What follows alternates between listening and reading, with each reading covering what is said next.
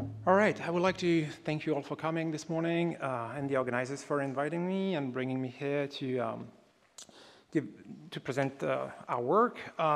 It's a pleasure to be here, really. So what I'm going to do today is really to talk to you about the horse, which is an animal that we all know, of course, but that most of us no longer have any chance to really meet on a daily basis, really, yet. This animal has really changed the face of human history.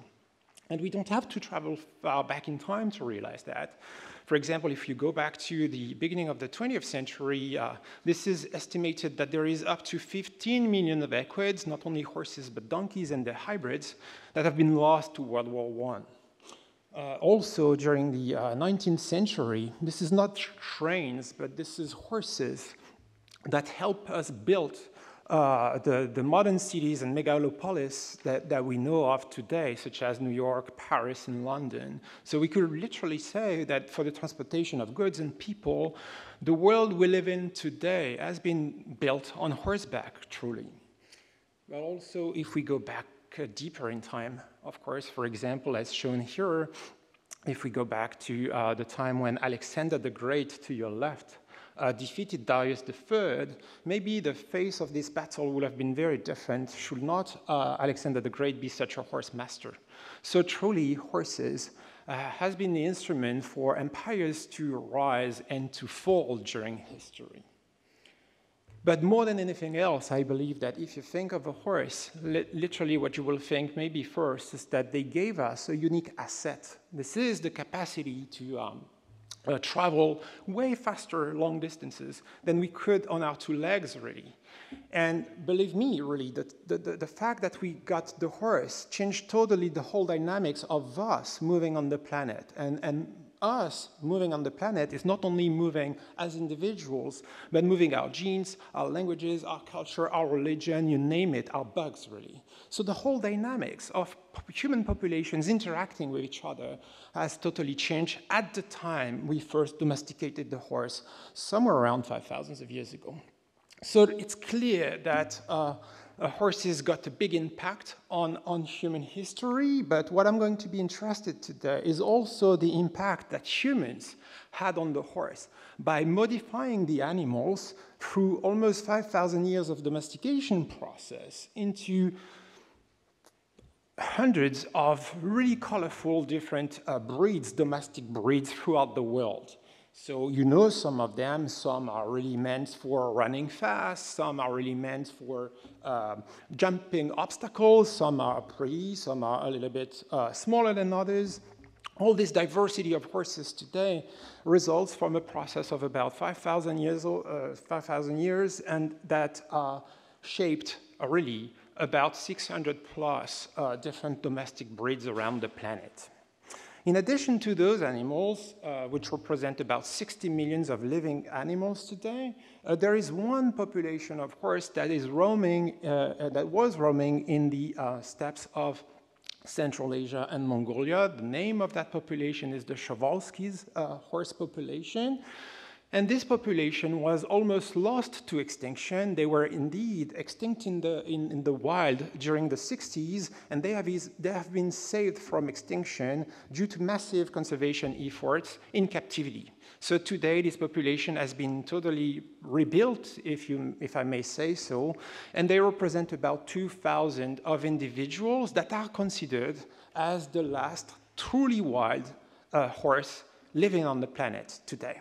So one idea you might have if you want to understand the process of us domesticating the horse and transforming the horse into thousands of different types, really, is to compare the genomes of those two types and try, using whole genome sequencing technologies, try to identify which genes and which variants they don't have in common, because maybe those variants will tell you about the biological functions that we modified and selected as we domesticated the animal. So this is an exercise that we did back in 2015, and what this whole genome sequencing evidence shown is that those two lineages actually split about 35,000 of years ago at least. They remain in contact until the last glacial maximum, some about 19,000 of years ago. But from there on, they remain in isolation until the 20th century, where during captivity, some domestic genes introgress back into the Przewalski's horse. So as you realize that, this idea of comparing those two genome types and try to identify the domestication genes wouldn't work because the split predates by a million years, predates by thousands of years, the timing of the domestication. So we truly have no choice. If we want to understand the genomics of horse domestication, we cannot rely on the genomes of the living animals today. They tell you a history that predates domestication. So what we have to do instead is travel back in time using genomic tools, and this is what my lab has been focusing on doing for the last 7 to 8 years, sequence whole genomes of ancient horses through space and time to track with ancient DNA the process of horse domestication. So that equates to use genomics as a sort of new historical proxy to track through space and time the domestication process. So if you are interested in discovering the genes of domestication and know more about this process, maybe one good place to start is the bow tie culture from north-central Kazakhstan. This is in the steppe area of Kazakhstan. And the reason for being interested in that place that dates to about 5 to 5.5 thousands of years ago is because this is where archaeologists have excavated the earliest archaeological evidence of us domesticating the horse. So this is how the place looks like. What you see is that you can excavate full villages of bow tie people, and actually the green circles that you see are houses that have not yet been excavated, but the archaeologists, they can find really nice evidence of post holes and traces of fences that resemble really modern corrals. So clearly bow tie people were corralling their horses at that time. It's not only that, but as a matter of fact, you could also find in the teeth of those horses some typical patterns of damage on the teeth that suggest that those horses were bridled or harnessed as well. And in addition to that, you can use isotopic evidence to realize that at the surface of the ceramics of the bow tie people, you will have some traces of fatty acids that are typical in terms of isotopic signatures of that found in horse milk. So clearly, it makes no doubt that as bow tie people corralled, milked, and harnessed their horses, well, they managed to domesticate those horses for the first time. However, when we sequenced the genomes of many of them, as a matter of fact 20, and I realized that probably something wrong is going on with the slides because I doubt that you can see any points, but so I'm going to try to illustrate that vocally, I guess. If you sequence the genomes of many bow tie horses, 25 in this particular exercise, you realize that they are nowhere near in this principal component analysis the genomes of modern horses that we'll be projecting here, shown in red, as well as nowhere near any of the ancient horse genomes that we sequenced and dated back to, at best, 4.2 thousands of years ago. They represent two different types of ancestry, if you will. Statistical modeling shows indeed that the bow tie horses, they belong to a lineage that we know still today, but is not the domestic horse lineage. This is the Przewalski's horse. That I told you a few minutes ago that represent the last truly wild horses ever. So clearly the first horses that we domesticated, they did not give rise to modern horses that are domesticated, but to the only descendant of something that we considered wild. So it tells us something very important, is that between 5,000 of years ago, which is the date of the last bow tie-like genome that we have in our data, and before 4.2 thousands of years ago, which is the earliest horse on the lineage of modern horses that are domesticated, between that time period, something very important changed in terms of horse population types. Our data suggests that we first domesticated the first type of horse, and at some point, this first type of horses that we domesticated at bow tie became abandoned.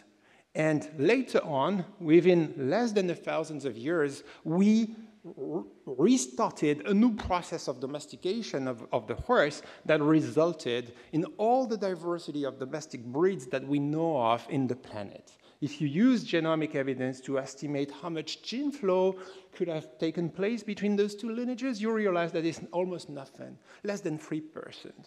So indeed, there is a time period here where everything changes in terms of ancestry of the domestic horse.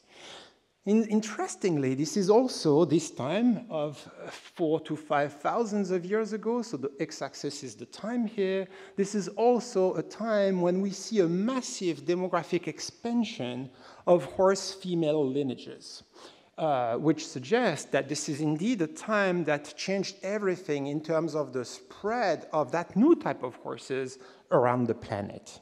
This is also interesting that exactly at that time period, 4,000 to 5,000 of years ago, this is also where we see an overrepresentation of stallions in the archaeological assemblages, which we interpret in saying that probably this is a timing when humans extended their gendered vision of the world to their most important domesticates, which was the horse, henceforth bearing more males than females. So clearly, in terms of horse domestication and the timing of us creating the modern diversity, we know the time. This is about 4.2 to 5,000 of years ago.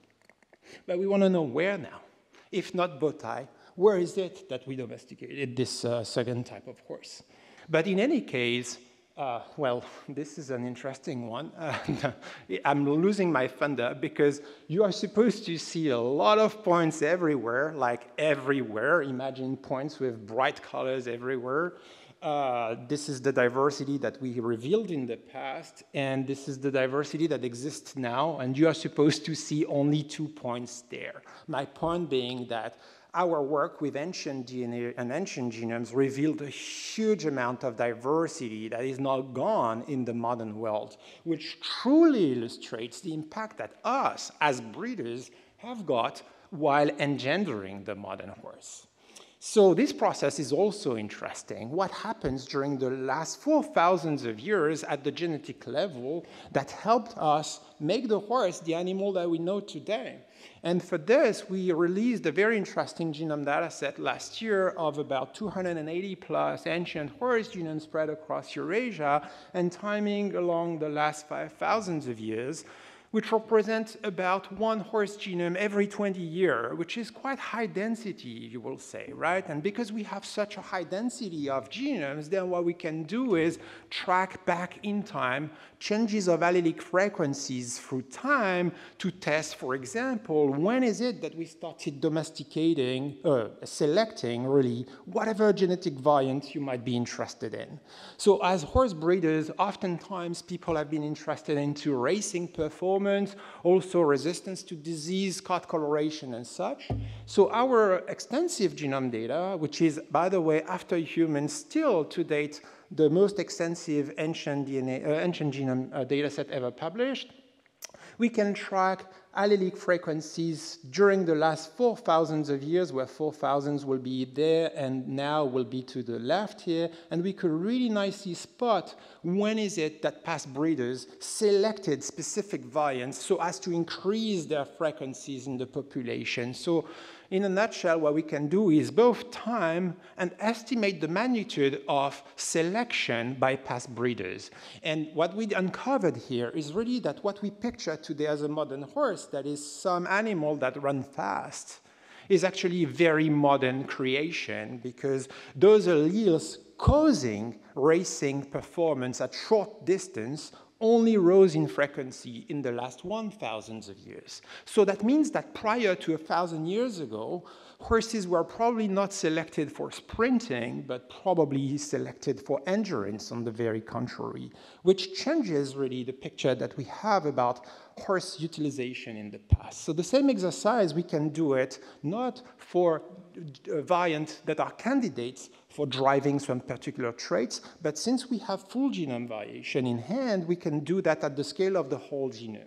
So what I'm showing you here is individual heterozygosity estimate genome-wide, removing the sex chromosome. So this is autosomal variation at the scale of the whole genome, and this is time on the x-axis. And what we uncover is this very interesting pattern of individual heterozygosity remaining high for almost 3,000 of years, if not more, of horse domestication. And these genome-wide estimates of diversity drops by an average of 16% during the last 200 to 400 years. So that means that during the last 2 to 4 centuries, the way we manage horses, the way we bred horses, totally changed. In the past, before the 16th century, we used to do limited selection of some particular horse types, I guess. But during the last 200 to 400 years, what happened is that we managed to segregate specific variants into particular types, and segregating variation, genetic variation, was a very efficient process for breeders to generate different types, but the end result was an impoverishment of the available genetic diversity for all the horses. So it seems that we made a lot of progress in this project, but there are some areas that still require further research, and I'm just illustrating 3 that we are exploring at the moment in my lab. So we are very interested in understanding, using whole genome evidence, the process of Native Americans, the process of them acquiring the horse, and how the horse managed to spread so fast in almost overnight at the scale of a full continent after the age of the discovery, because as you know, there was no horses living in the Americas for the last 10,000 of years, and Columbus and Cortez and other people brought the horses back in the Americas. So how did that happen, and what type of horse was really favored in the process is types of questions we are interested in.